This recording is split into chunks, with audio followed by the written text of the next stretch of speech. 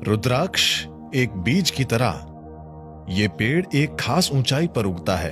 6,500 से लेकर 12,000 फीट की ऊंचाई पर रुद्राक्ष हिमालय क्षेत्र में उगता है और इसका बहुत खास स्पंदन होता है। अगर आप किसी चीज के ऊपर रुद्राक्ष को पकड़ें जिसकी पॉजिटिव प्रकृति है तो ये अपने आप घड़ी की दिशा में घूमेगा। अगर आप इसे किसी नेगेटिव चीज के ऊपर पकड़ें तो ये घड़ी की उल्टी दिशा में घूमेगा। अगर आप इसे न्यूट्रल चीज के ऊपर पकड़ें तो ये एक पेंडुलम की तरह झूलेगा। मैं आपको दिखाना चाहता हूं कि ये क्या करता है। ये बस पेपर है, ठीक है। आप इस रुद्राक्ष के बारे में जानते हैं, घड़ी की दिशा में, घड़ी से उल्टी दिशा में, ऐसा कुछ, ठीक है। आपको मुझे बताना होगा ये किस दिशा में जा रहा है। ये किस तरफ है? ये घड़ी की दिशा में है ना? अभी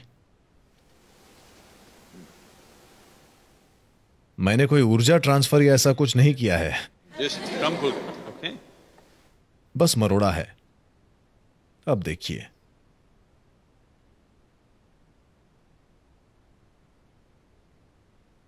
ये किस तरफ है? तो मैं नहीं जानता कि उन्होंने आपको बताया कि नहीं। निश्चित ही आपके माता पिता ने आपको बताया होगा। अपने कपड़े अच्छे से घड़ी करके रखने चाहिए, अपना बिस्तर और चादर अच्छे से घड़ी करके रखना चाहिए। यह आपके जीवन में एक अंतर लाता है। इस देश में हमेशा हमें यह बोला गया, सुबह सोकर उठने के बाद अगर आपने अपना बिस्तर अच्छे से घड़ी करके नहीं रखा तब शैतान आएंगे और उसके ऊपर नाचेंगे, प्रेत आएंगे और उसके ऊपर नाचेंगे। और जब आप अगले दिन उस तरह के बिस्तर पर सोने के लिए जाते हैं, यह आपके जीवन पर असर डालता है। और ये एक द्वंद्वात्मक तरीका है इसे व्यक्त करने का, और ये सच है। हम जिसे शैतान या प्रेत कहते हैं वो जीवन का नकारात्मक रूप है। हम जिसे दिव्य कहते हैं वो जीवन का सकारात्मक पहलू है। वो जो आपको सहारा देता है, आपको समृद्ध करता है, वो दिव्य है। जो आप पर नकारात्मक असर डालता है वो शैतान है।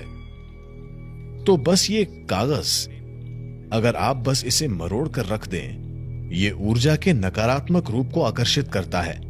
अगर आप इसे ठीक से फोल्ड करके रखते हैं, ये सकारात्मक हो जाता है। इसीलिए किसी चीज से हर एक चीज तक, घर कैसा होना चाहिए, कहां पर क्या रखना चाहिए, तो मैं नहीं जानता। इन दिनों ये सब खत्म हो रहा है। हम मॉडर्न एस्थेटिक्स को अपना रहे हैं।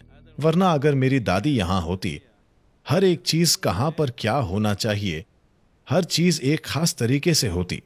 अगर आप घर में जाएं तो शायद आप देखेंगे, अगर आपकी माँ एक पारंपरिक माहौल से आई हैं, अगर आप रसोई में जाएंगे, हमेशा नमक और इमली एक साथ रखे होंगे, कभी भी अलग नहीं होंगे।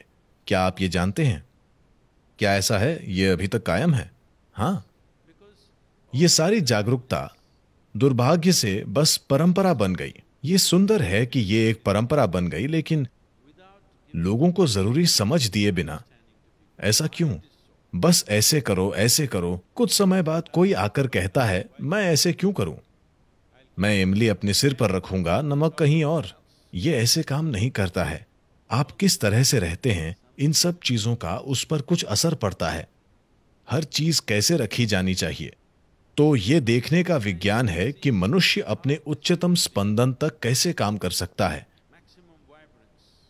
इस देश का एक सामान्य किसान भी इसके बारे में जानता है। इसके बारे में जाने बिना वो बौद्धिक रूप से या चेतना से इस बारे में नहीं जानता, लेकिन वो जानता है कि इसे ऐसे करना चाहिए, क्योंकि योग की पूरी प्रणाली एक सांस्कृतिक फॉर्मेट में बनाई गई और लोगों को दी गई थी, क्योंकि लोगों ने इस धरती के हर मनुष्य को हर पहलू सिखा पाने की अव्यावहारिकता देख ली थी।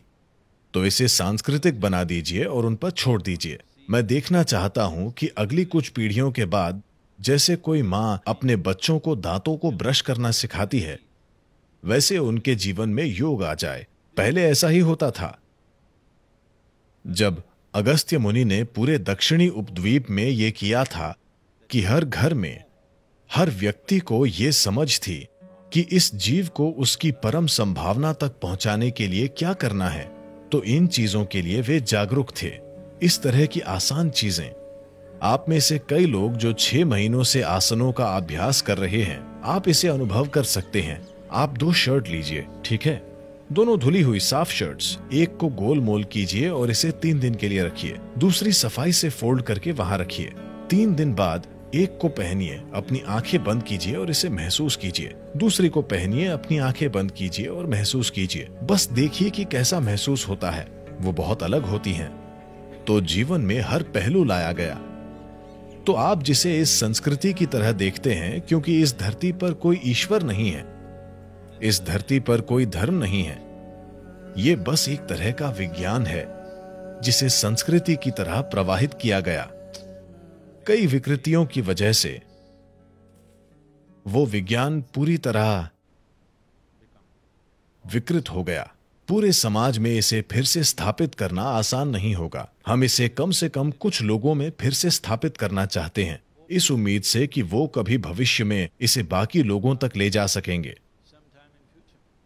अगर हम ऐसे 1000 लोग बनाते हैं जो वाकई ग्रहण करें, समझें और उस तरह से रहें, मैं निश्चित ही मानता हूं कि ये 1000 लोग लाखों लोगों तक पहुंच सकते हैं। वो लाखों लोग कई लोगों के लिए ये कर सकते हैं और वो कई लोगों को तैयार कर सकते हैं जो इसे ग्रहण करने में सक्षम हों और ये सब किया जा सके।